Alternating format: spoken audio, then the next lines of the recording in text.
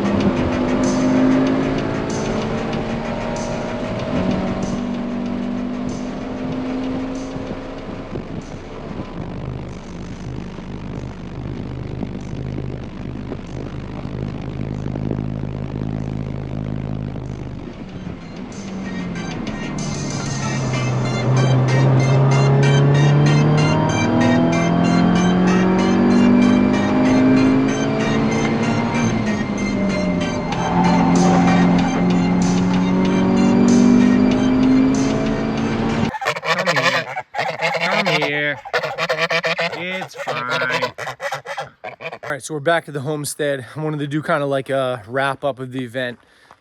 Staggered is possibly one of the best car events that I've ever been to. I mean, a little bit something for everybody. Like, they have the car show on Sunday, time attack, drifting was sick, like nighttime drifting, at a really high level too. The car was okay. I'm battling a little bit of understeer, so I really need to figure that out. I did go faster on those V730s compared to the Nankangs, but yeah, it's manageable. It's just a little bit of push in the front. It's probably a setup issue more than anything. So I'm gonna go back to the drawing table and check over the front suspension. Just lack of front grip. So I don't know if I need to add more rake or I need more camber or whatever. So I'll look into that. Towing with the RV was kind of crazy. So at first it was really stressful. It was just such a long vehicle overall, but I kind of got the hang of it. So on the way back, it was a lot less stressful. But yeah, this thing's a champ. It actually got pretty good fuel mileage for what it is. It's a 2011 with the Triton V10. And I think I used about a half a tank there and back while towing, which is pretty good. And you can hardly even feel the trailer behind the thing. It's got a trailer brake controller, so the brakes are really good. But yeah, this thing is legit. This thing came in clutch the whole weekend. I can't thank Jeff and Jess enough for letting me borrow it. Thing's just an absolute treat to have trackside. So yeah, we're gonna look over the car, see if there's any damages, try to figure out the understeer, and then probably do a couple more this season to try to get it even more dialed in. So stay tuned.